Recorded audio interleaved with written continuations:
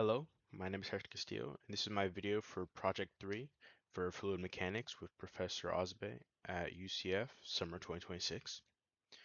So the first thing you're going to do once you go into Workbench, you're going to grab your Fluid Flow Fluent, drag it onto the schematic, and then just click Geometry, go to Analysis Type, and switch that to 2D. And if this doesn't show up, just right-click Geometry, press Properties, and you'll get the same thing. So just C, and then yeah, switch to 2D. And now go back to geometry, right click, open up the new design modeler geometry.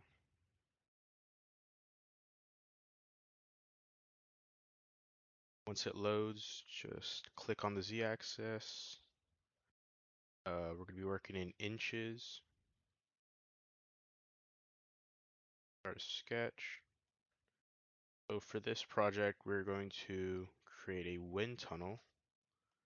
The dimensions were given in the project. Line.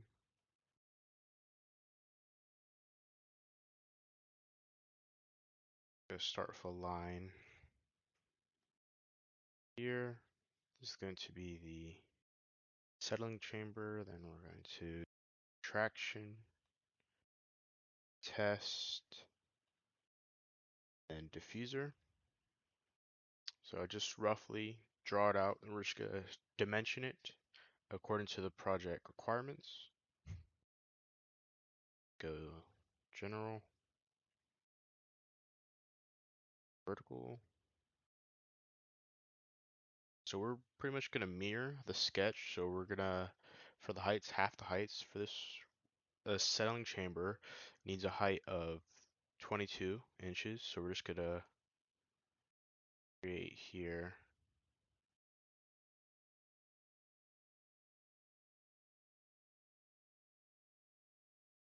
a height of 11 inches.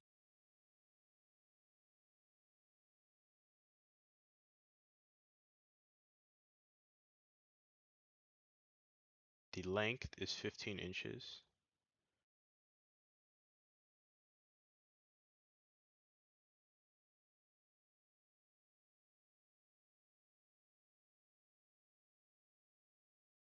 That. And for the contraction chamber, there's a length of 24 inches. So we're just gonna change the length here. Make sure it's a vertical dimension. Oh no, I got that wrong. Horizontal dimension. Change this to 24.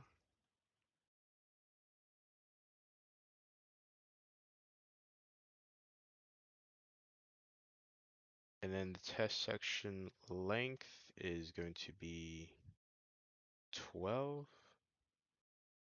Total height of the test section is 6, but since we're going to mirror it, we're going to make it 3 for this top half. From this to the axis, that's a 3 inches.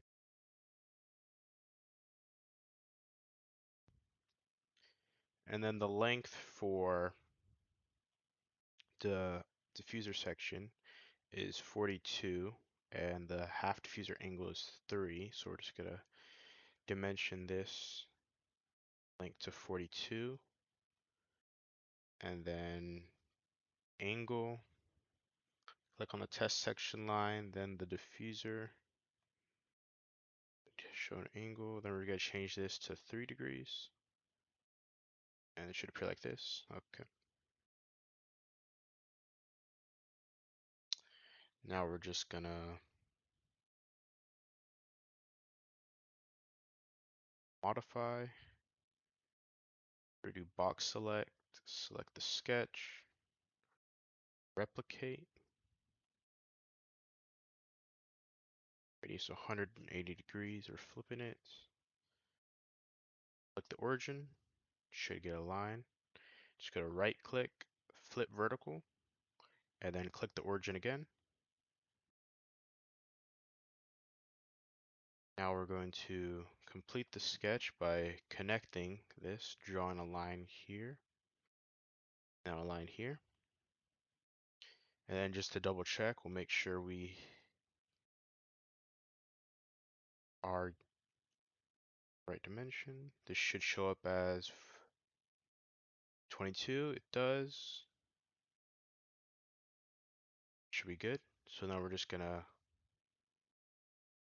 go to concept, surface from sketches, box select the entire sketch, click apply, then generate.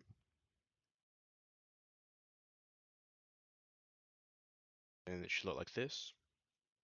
And that's it for the geometry section. So we're just gonna go back to the workbench. Should see a check mark.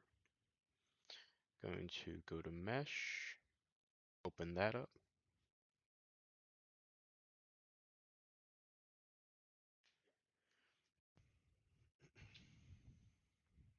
Okay.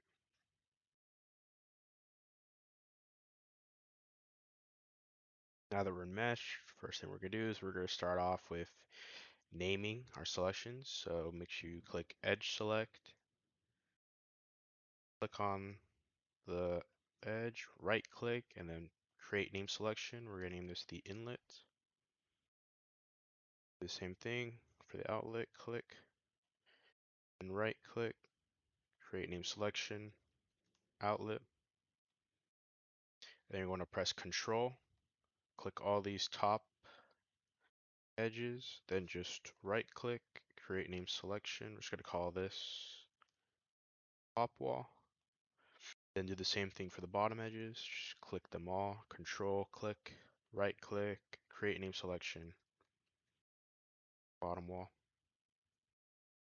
Just to double check we have it all, go expand name selections, click on them, that'll highlight. Everything's good. Now we're going to start with the mesh. Go to mesh, right click, insert sizing. Make sure you still have edge select. We're going to select the left edge, apply geometry. Go to number of divisions. Set this to 1500. Make sure the capture curvature, put that to no, then behavior to hard. Then generate. Okay, so mesh is completed. You can just go ahead, check, click in the mesh. This will show up. Obviously, this doesn't look like good mesh right now. We still need to do some more meshing. So we're going to do the same thing. Right click, insert sizing once again. This time we're clicking the outlet, apply geometry, number of divisions to 1500 again. Same thing, put this to no, behavior to hard, and then generate. Just gonna double check it. All right. And then we're gonna do one more mesh, insert, sizing again, but this time, make sure you select the face. Click on the shape, apply geometry. We're going to keep element size, but change it to 0.01. Everything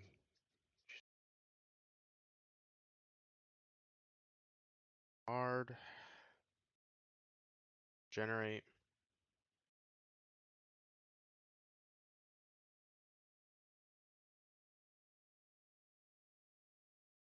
All right, now that the mesh is done, just gonna make sure, double check. That's what the mesh is gonna look like. You could always increase size to get a better mesh, but I'm just gonna be working with this for now. All right, so that's it for the mesh. We're just gonna go back to the workbench, right click, update. And we're gonna go to setup. I like to just use double precision. Really doesn't matter if you use it or not. Just gonna start that up.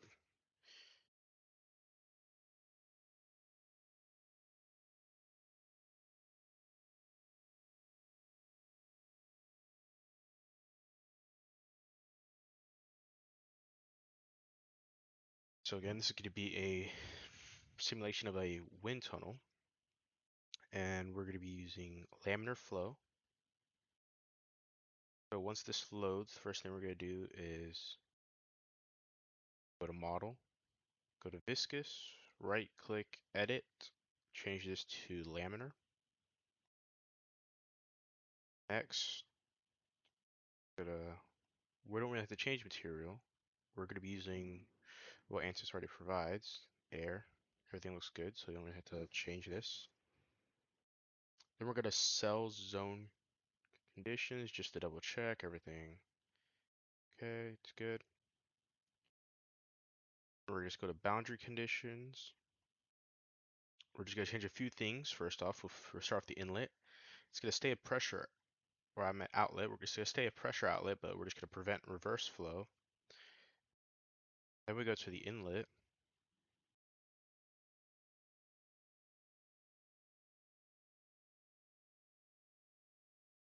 Going to input the velocity. This velocity was determined by formula provided in the project description. Calculated. Press apply. Close. Then we're just going to go to initialization. Just going to initialize it.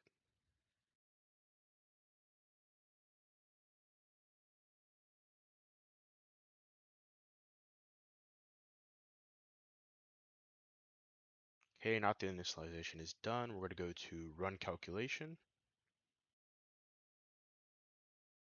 For this, there's not many iterations needed. So we're just going to put it to around 250 iterations. Could be less depending on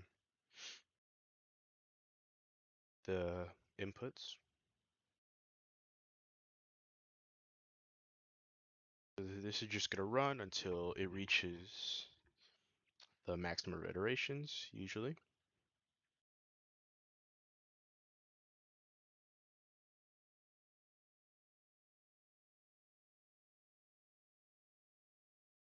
Okay, that's done. Residuals, looking good. All right. So for this, we're going to want a few contours and plots. So we're going to start the contours. So we're going to want a couple, well, actually a few pressure plots. So we're just going to call this static pressure plot. Pressure static, good. And then just click on interior surface body. If this doesn't show for you, then just click on each individual one. So you'll have 4. If you have this, just click this. It'll do the same thing. Just go to compute, save and display, close out of it. And this will be the contour for the static pressure. And we're going to do the same thing, create another one, but this time it's going to be dynamic pressure contour. So just click on that, switch to dynamic pressure, name it dynamic pressure. Once again, just click on the interior surface body, compute, save display,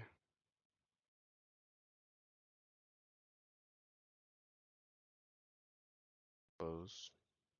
And then this will be the dynamic pressure contour, which looks right.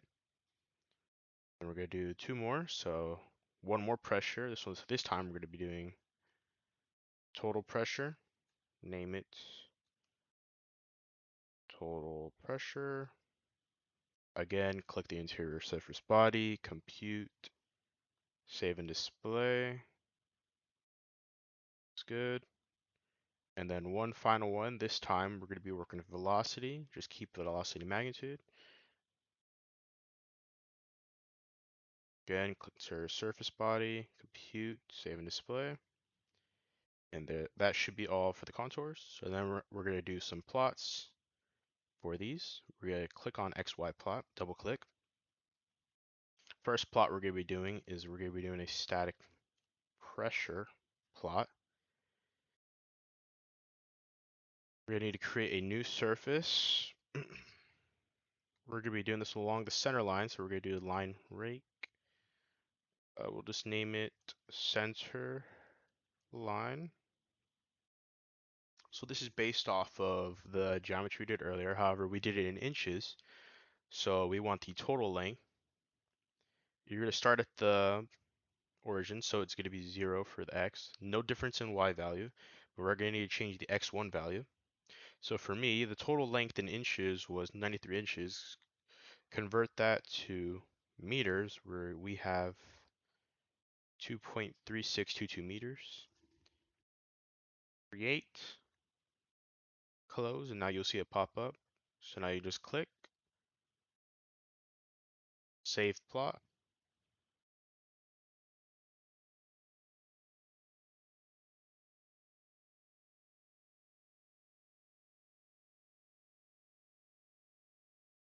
And then you'll have a static pressure plot.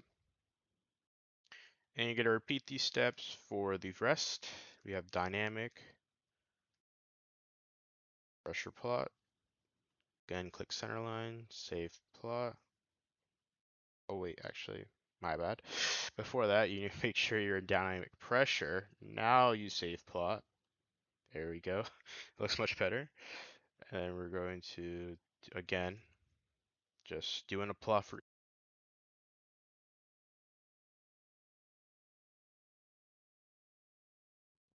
now with the dynamic pressure. My bad. Just did that. Total pressure plot. Again, click center line, make sure we change this to total pressure. Save plot. You should get something that looks pretty much like this. Not exactly, but it's going to be very different from the other two. And now the final plot is for our velocity. Just switch that to velocity. Name it. Again, click center line, save plot, and there you go. And that is it. That is all you need to do for this project.